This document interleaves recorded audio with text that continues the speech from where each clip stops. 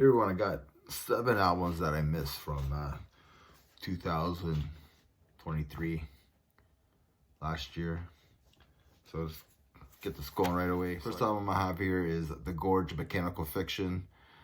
This is a progressive metal band from St. Louis. This is their 3rd full-length album, released on July 28th on Pelagic Records. These guys are all about the riffs. There's a lot of riffs, a lot of groove riffs on here, a lot of off time breakdown type riffs. It kind of has that Mastodon riffage on with some chaotic grooves mixed in with it. This probably would have been in my top 20.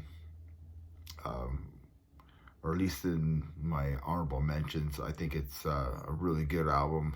Don't sleep on this album. Do check this out and let me know what you think. Really good album from The Gorge. First time I ever heard that band. So number 2, and I don't even know how I missed this EP. I have Heaven's Gates releasing their EP, Heaven's Gates. It's a 5-song EP from a supergroup consisting of Tony Forrest from Municipal Waste on vocals. So, I guess his nickname's Warhog on guitars.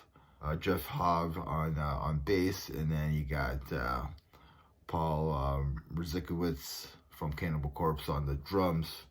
So this was released on February 24th. That's probably how I missed it because it's so early in the year. This was released on Beach Impediment Records. Yeah, this is like raw crossover thrash with an attitude to it. It just rips. There's a lot of deep beats, a lot of blast beats in it. Super group. I don't know how I missed this album, but I did. So don't do what I did and miss it. Check this out. Let me know what you think of this album. Another cool album. 3rd album I have here is Gatekeeper. The album is called From Western Shores. This was released on March 23rd. This band's from Vancouver, BC. It's an epic heavy metal band, releasing their 2nd full-length album. It's epic, it's melodic, and there's like fantastic songwriting. I really do like the vocalist on here, Tyler Anderson. It's really good. He has a good delivery. It's unique. He doesn't overdo the high screams, falsetto stuff. Like, he does it, but it's not overdone. It kind of reminds me of honestly, it kind of reminds me of when he does the high stuff, like of King Diamond. It's really good. Yeah, this is a great release. Might have made it on my top 20. It was a really good release. It's a really good listen. I really dig this. It's great heavy metal. It's epic, great songwriting. So, I mean, if you like your heavy metal with some epic songwriting and great vocals, with some highs that's not annoying, give this a listen. At least listen to the title track from Western Shores, and let me know what you think of that. 4th album I have here is Static Abyss, Aborted from Reality. This was released on June 30th on Peaceville Records. This is the 2nd studio album from this US death metal band, which consists of Autopsy's Greg Wilson and Chris Reinfurt as well. So I think it's just the 2 of them. I mean, yeah, Chris Reinfurt has been really busy. He's a busy man. I don't think he sleeps at all, releasing an Autopsy album, releasing this album, and then releasing Surge of Power, which is another album that I missed. But yes, so Greg Wilkinson plays the guitar and bass on this album. Chris does the drums and the vocals, and it does have that Autopsy vibe to it, but it has its own crust, its own doob elements to it. Yeah, it kind of sounds like Autopsy, but it kind of doesn't.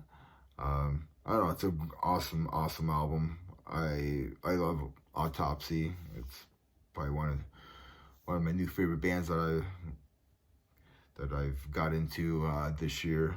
Well, in 2023. So yeah. So I really dig this album as well. So If you haven't listened to Static Abyss and you're really into Autopsy, give this album a listen. The fifth album I have here is Surge of Power, if you haven't guessed that already, and the album is called This Is Tomorrow. This is their second album, released on Metal Blade Records, released on February 7th. This band consists of Chris Weinfart on vocals and Chris Bays on Chris Bays from Asphyx on guitar. It's more of a straightforward death metal with some thrash elements to it. I mean, it's just four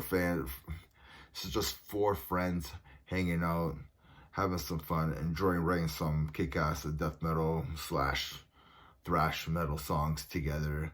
I mean, it's straightforward meat and potatoes, death metal fun. Let me know what you think of this album. I totally missed it. It's a good listen.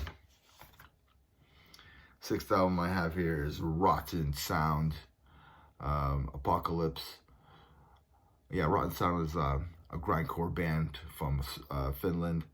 Apocalypse, which is this album on March 31st. Yeah, this is just a straightforward grindcore album, and it's a masterpiece.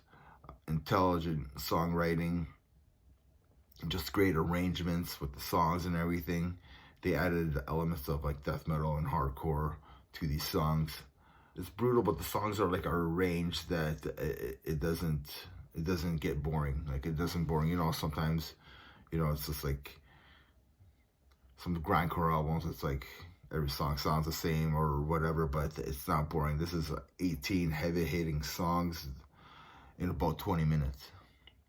So if you got 20 minutes to spare and you want to listen to a good grindcore album, listen to this album.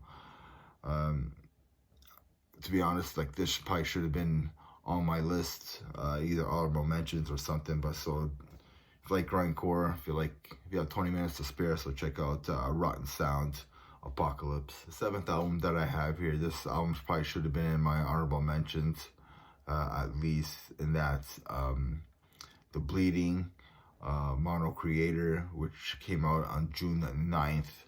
This is a death thrash band from London, England, and this album just rips from start to finish. It's like 90s death thrash with a blackened edge to it.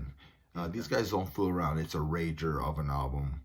Like I said before, from start to finish. If you like fast death thrash, this album's for you. Don't sleep on this album either. I mean, check out all these albums. Let me know what you think. And remember, everybody, metal never dies. Cheers.